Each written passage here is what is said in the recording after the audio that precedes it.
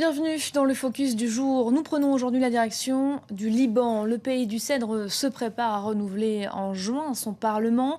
Mais à l'approche du scrutin, la classe politique libanaise se déchire autour d'un projet de loi électoral qui communautarise encore un peu plus un pays déjà régi par un système confessionnel. Ces divisions font peser le risque d'un report du vote et donc une nouvelle déstabilisation du pays. Voyez tout de suite ce reportage signé Naila Leïd. Le Liban est un lieu de brassage et d'ouverture. Le pays du Cèdre compte 18 communautés religieuses. Ici, la cathédrale Saint-Georges et la mosquée El Amine se côtoient en parfaite harmonie. Le centre historique de Beyrouth est le symbole même de la coexistence entre chrétiens et musulmans. Mais cette unité nationale est menacée par une nouvelle loi électorale. Cette proposition de réforme appelle chaque citoyen à voter uniquement pour les candidats de sa propre communauté religieuse. Le texte, élaboré par le Rassemblement orthodoxe, a reçu l'approbation d'une large partie des factions chrétiennes.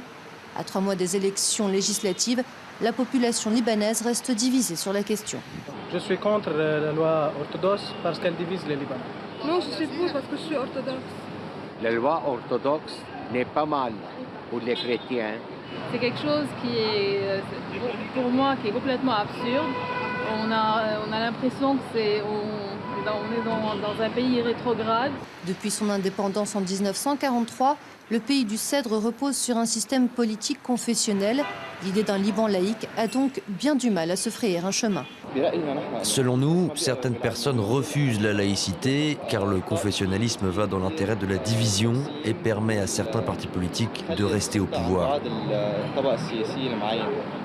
Comme Issam, de nombreux jeunes rêvent de laïcité. Leur espoir pourrait partir en fumée si cette loi électorale est adoptée par la majorité des députés. Beaucoup estiment également que ce texte porte atteinte à la démocratie. Cette loi se dissocie du principe fondamental de la démocratie qui est la justice et l'égalité entre tous les citoyens. Lorsqu'il y a justice, cela veut dire qu'il y a une égalité entre les voix, indépendamment de ce qui caractérise une personne, sa culture, ses croyances et sa religion. Les chrétiens du Liban réclament en fait une meilleure représentativité au Parlement. Cette demande intervient à l'heure où l'avenir de cette communauté dans la région est au cœur des préoccupations. Dans le contexte d'un conflit régional qui prend une forme de conflit sunnite-chiite dans toute la région et notamment au Liban aussi, le rôle des chrétiens devient un rôle d'amortisseur et notamment il faut renforcer leur poids dans l'équation libanaise pour qu'ils jouent ce rôle de pont entre les deux composantes. L'avenir du régime syrien est un véritable enjeu pour le Liban et la région.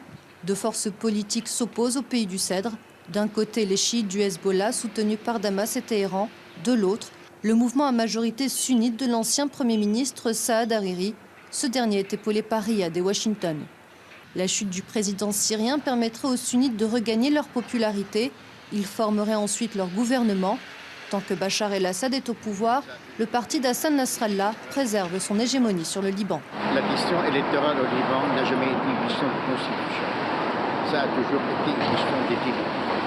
Aussi bien équilibre régional qu'équilibre interne. Et tout quelqu'un qui voudrait briser cet équilibre-là, à ce moment-là, ça va être le grand clash. Nous sommes ici devant le Parlement libanais où les députés doivent trouver un consensus sur une nouvelle loi électorale. Mais compte tenu des divergences qui persistent entre les différents camps politiques, chacun voulant faire de ce texte l'outil de sa victoire, le scrutin prévu dans 3 mois pourrait être reporté. Ce vide institutionnel mettrait alors en danger la stabilité du Liban. Et nous retrouvons justement tout de suite Naila Leïd, auteur de ce reportage, notre correspondante également à Beyrouth. Bonjour Naila. Les élections sont prévues donc dans 3 mois. Dans quelle atmosphère les Libanais vivent-ils donc à l'approche de cette échéance électorale ? Écoutez, la tension est montée d'un cran hier soir. 4 religieux sunnites se sont fait agresser dans des quartiers de Beyrouth. Les 5 suspects ont été arrêtés, mais les véritables raisons pour lesquelles ils ont commis cet acte n'ont pas été révélées par les autorités libanaises. Donc on est bien loin de l'esprit des élections législatives, des campagnes électorales, d'autant plus que les forces politiques n'ont toujours pas trouvé d'entente sur un nouveau projet de loi. Une question est donc posée, pourquoi ces partis politiques n'ont-ils toujours pas adopté un nouveau texte en vue de ces législatives ? eh bien, les différents acteurs politiques sont liés d'une manière ou d'une autre à ce qui se passe en Syrie. Le Hezbollah chiite et son allié chrétien, le général Michel Aoun, misent sur la pérennité du régime syrien. En revanche, le mouvement à majorité sunnite de l'ancien Premier ministre Saad Hariri, qui est hostile à Damas, s'attend à ce que Bachar el-Assad quitte le pouvoir.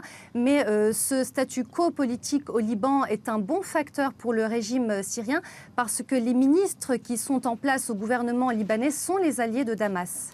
Alors on l'a bien vu dans votre reportage, hein, les Libanais sont profondément divisés sur cette loi électorale. Y a-t-il toutefois une autre alternative ?